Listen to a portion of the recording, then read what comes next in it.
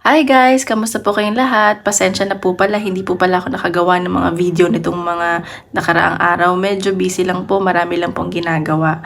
So ngayon, gagawa po tayo ulit ng General Love Reading. At kung bago pa lang po kayo sa channel ko, don't forget to hit like and subscribe para po updated kayo sa mga videos na i-upload ko. At kung gusto niyo mag-private reading, message na lang ako sa Facebook, Lestella Micaela Tarot, nasa description box below po. Okay? Ang paalala lang po, hindi po lahat ay makaka-resonate. So, take what resonates and leave what doesn't. Alright? So, ngayon, tingnan natin. Kaninong energy kaya makukuha natin ngayon? General love reading. General love reading.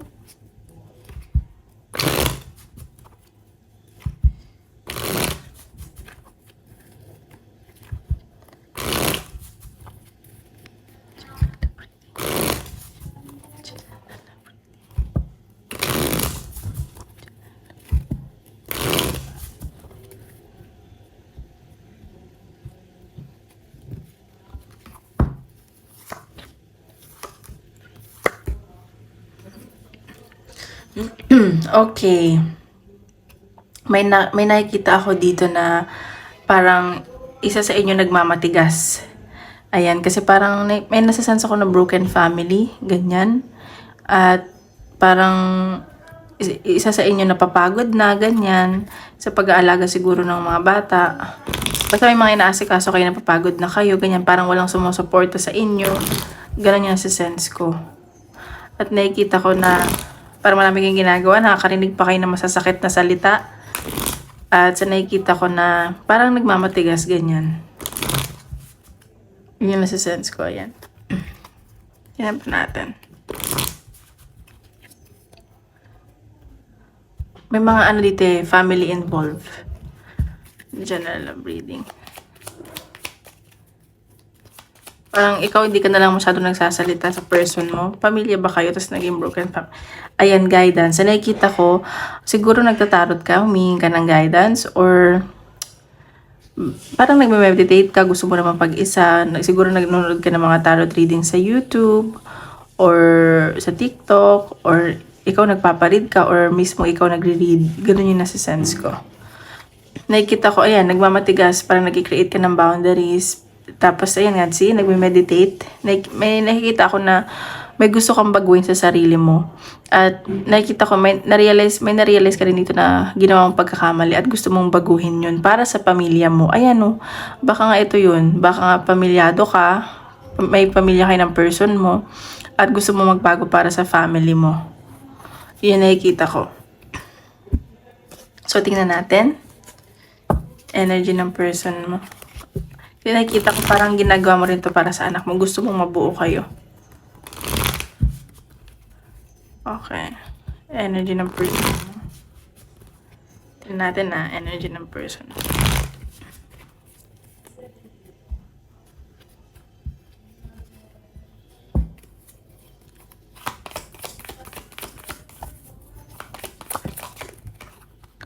Okay. Etong person mo, siguro napapagod na din to eh. Parang may hinahabol siya. Gusto ko nito atang habulin, pero ginagamit nito yung utak niya. At siguro, ano to, parang may hinahabol siya sa'yo, ganyan.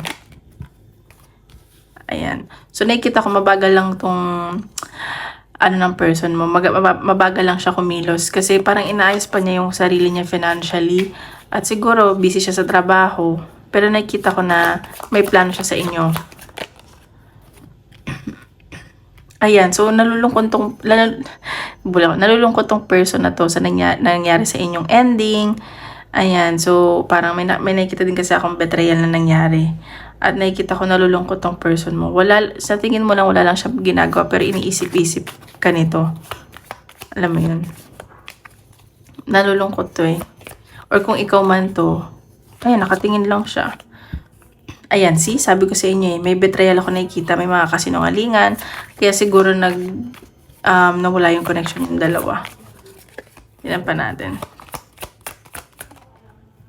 Ay, see, kakasabi ko lang, may mga kasinungalingan, may mga tinago dito sa connection na to, kaya siguro may nangyaring ending na nangyari sa inyo. Yan pa natin. Energy ng person mo. Person ba nagsinungaling, may tinago, or ikaw? Ayan. So, yung person mo sa ngayon, hindi siya makapag-decide. Nakikita ko na parang stuck siya. Alam mo yun, stuck tong person mo. Hindi siya makapag-decide, parang ayaw naman niya sabihin, hindi na. Ayaw naman sabihin niya, oo, ganun. Stuck yung person mo, ayan. Pero sa nakikita ko dito, gusto pa nito i-workout. May mga kinakausap siya dito, mga friends, or yung talaga pinagkakatiwalaan niya kasi gusto niya pa i-workout yung relasyon ninyong dalawa. Or kung pamilyado man kayo, ganyan, ganyan. Yan pa natin. See? So, siguro, ikaw to, umano sa energy niya. Sorry guys, ano ba yan? Napasok. Nakita ko parang nagiging matalino ka na dito. Nag-iisip-isip ka din eh. Ito gusto mo to i-workout. Mamatigas, ganyan. I see? Yan, see. Gusto ng person mo ng new beginning or ikaw to, gusto niyo ng new beginning at may nakita akong new beginning sa relasyon yung dalawa. Okay? Ayan, so, yung person mo parang napapagod din, hindi rin siya makatulog, gusto lang din niya magpahinga, tinatatagan na lang niya yung loob niya, ayan may mga tuksong lumalapit sa kanya, pero iniiwasan niya. Ayan, gusto mo na niya mapag-isa. Ayan, hindi siya makatulog sa gabi. Nakikita ko passionate pa tong person na to sa'yo. May nakikita akong travel. Mangyayari. Baka pupuntahan ka or magkita kayo. Tingnan pa natin. Ay, mali. Yung energy mo naman. Energy mo. Wait lang. Ay.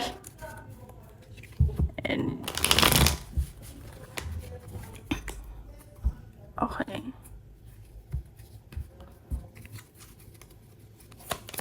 Energy mo. Si pares kin energy. Mabagal kasi, parang isa sa inyo walang kumikilos, parang mabagal din. Siguro you guys are taking it slow. So nagpo-focus ka muna sa career mo at sa kaperahan mo. Nakikita ko dito na may pinangahawakan ka din dito sa person mo. Ayan, may nakikita kong union. Mabubuo pa kayo neto. It's just a matter of time. Mabagal lang talaga yung energy nyo parehas. And guys, magsa-Saturn retrograde. So, medyo may mga delays talaga hanggang November 2024. So, tignan nyo yung Pisces placement nyo sa birth chart nyo. Tignan nyo kung dun yung yung kung saan aapektuhan yung Saturn. Ayan mahal nyo pa isa't isa eh. Mahal nyo pa. Magbabubuo pa kayo. Lang talaga, nag-focus lang muna kayo siguro sa kaperahan ninyo. Ayan, ikaw sobrang di ka na din makatulog, ina-anxiety ka na, lagi mo itong iniisip, ang connection nyo, kung saan na papunta, ganyan. At kung may anak man kayo, yun, iniisip mo din yun. Ayan, so may nakikita akong success sa inyo. Mabubuo pa kayo. It's just a matter of time. And parang biglaan lang itong mangyayari. Hindi siya planado. Parang siguro napag-isipan nyo lang, ay sige, ayusin na natin to para sa ating dalawa or kung may anak man kayo para sa anak natin. Ganun. Ayan. So, baka may travel. May travel ako nakikita sa inyo. Okay? Baka puntahan mo siya or puntahan ka niya. May adventure kasi nakikita eh. And, ayun nga, makipag-travel. So, tignan pa natin. Energy mo. Ayan, siguro ikaw natuto ka na. Sorry parang sa sense ko kasi na ikaw yung mas kailangan matuto dito. Nakikita ko dito na natuto ka na or natututo ka pa rin. Parehas naman kayo na energy. Ayan, parehas kayo natuto at may natututunan sa connection nyo.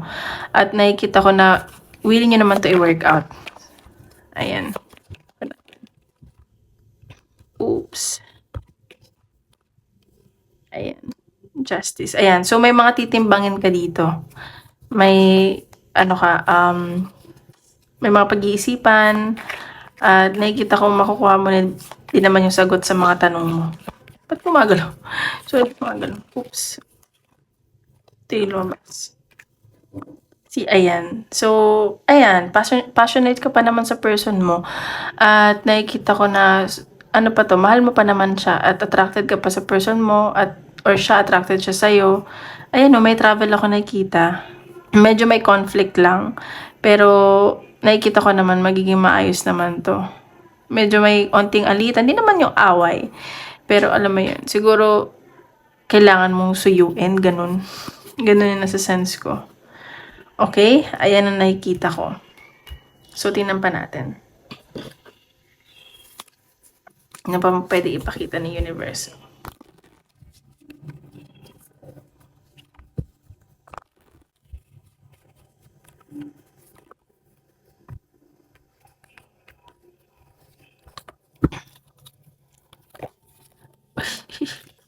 Lumabas. See, ayan, may paparating na apology sa'yo. Baka magsasorry yung person mo or ikaw. Magkakaayos din kayo nito. Ayan o, may change na mangyayari, transition, at it's for your betterment sa inyong dalawa. Sabi ko na magkikita kayo kasi yung connection nyo, importante yung connection nyo kasi may connection na kayo, hindi na to, parang wala lang. Nakikita ko, talaga to, divine timing. Ayan para sa peace. At nakikita ko magiging maayos din daw, divine intervention. Kailangan nyo lang mag-reflect. Ayan. May iba dito hindi nagpapakatotoo sa totoong nararamdaman. Yun na nasa sense ko. Yung mataas ang pride, kunwari di pa mahal, ganyan. So, yun yung nakikita ko. Tingnan pa natin. Nanghihingi ng tawag or may gusto humingi ng tawad. Tingnan pa natin.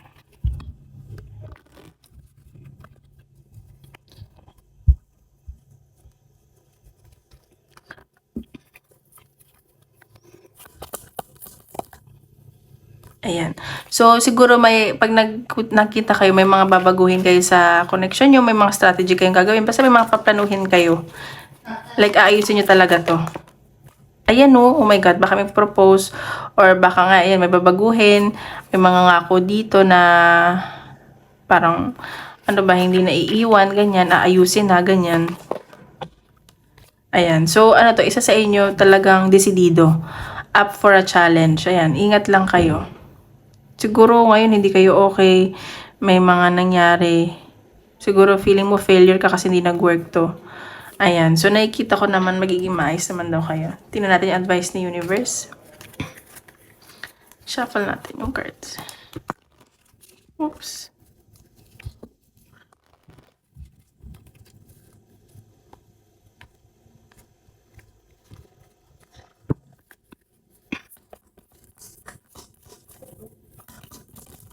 Oops, lang po. Remember to practice self-love. So, ayan. So, sa ngayon din, i-practice mo din muna yung self-love. So, mag-meditate ka. Siguro, mag-salt bath ka. Or incense, ganyan. Don't be afraid to sing. So, wag ka daw matakot na i-voice out yung mga nararamdaman mo sa person mo or sa mga kaibigan mo. Ayan justice is coming. Magiging maayos din daw ang lahat. Okay? So, ngayon, tingnan natin. Sa career naman.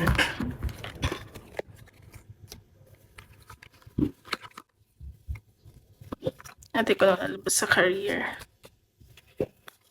General career reading.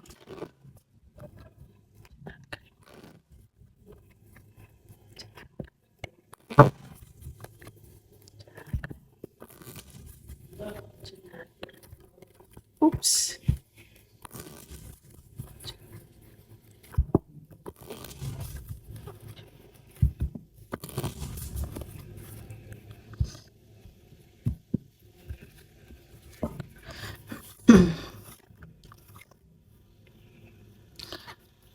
Okay, so nakikita ko dito, parang may naayos ka ng mga documents or baka iba sa inyo nag-resign, ganyan. Parang biglaan. Or may nakikita kasi ako dito na bagong offer sa inyo. Ayun parang nawala ng trabaho, ganyan. Kasi parang may mga pandadaya, ganun. Akong nakikita or dahil siguro may inaayos kayo tungkol sa basta may documents ako nakikita. May bagong ako nakikitang work na paparating sa inyo. Nag-resign ka ba? Nakikita ko parang medyo conflict lang daw sa parang may biglaang travel gano'n. Career? Yan, leadership. So, sa nakikita ko dito, siguro ito yung mga inaayos mong papeles, ikaw ikaw yung pinag-ayos, ganyan. Pero parang napapagod ka eh, sa nasa-sense ko. Pero ikaw yung ginawang, okay, tapusin mo yan, ganyan. Basta may nakita kong papeles. Okay.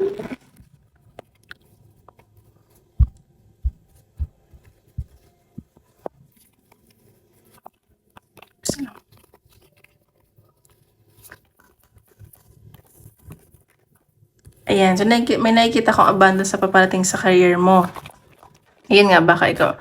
Oh, so nakikita ko, siguro dun sa career mo, para naapektuhan yung trabaho mo dahil sa person mo. Baka siya yung lagi mo iniisip, or katrabaho mo yung person mo, at passionate ka dyan, or passionate ka dyan sa work mo, as in mahal mo talaga. Ayan, may nakikita naman ako na abundance. Siguro ito yung mga inaayos mong papel is parang bago lang siguro. May mga delay lang ng onte, ganyan. Ayan, so may new beginning ako nakikita para sa'yo. Maganda ang kaperahan mo, may abundance akong nakikita. Tignan pa natin sa career.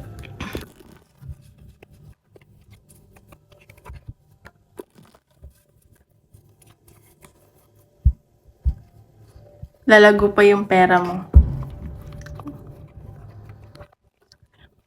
Ayan. So, nakikita ko dito sa career, kung ano man yung hinihiling mong career, ibibigay na daw sa'yo yun. So, magdasal ka lang, or pinagdasal mo to, paparating na sa'yo. Kita ko. Ayan o, magiging maayos naman daw yung lahat. May stability na ako nakikita, wag ka na daw mag-alala. Okay? So, kung may inaayos ka man, wag ka na daw mag-alala. Ayan.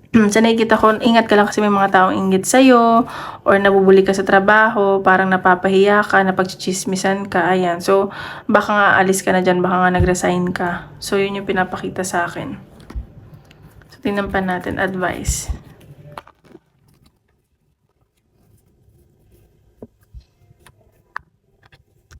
Advice ni universe. Taking shelter, the answers are within. So, kung naguguluhan ka man ngayon sa career mo, nasa iyo naman daw yung sagot.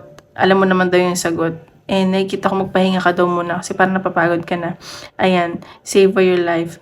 I-enjoy mo lang daw yung buhay mo, kung ano man yung makakapagpasaya sa'yo at kung saan ka daw passionate. Okay?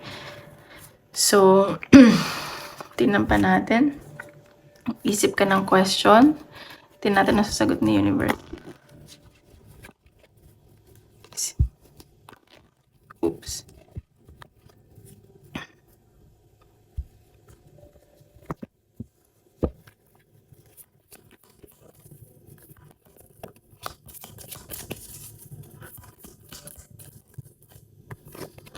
You are ready. Ayan, so ready ka na daw kung ano man yung tanong mo. Remain positive. Ayan, wag ka na daw, sorry, nag-pause ako pa. May inisip, nagtanong din kasi ako.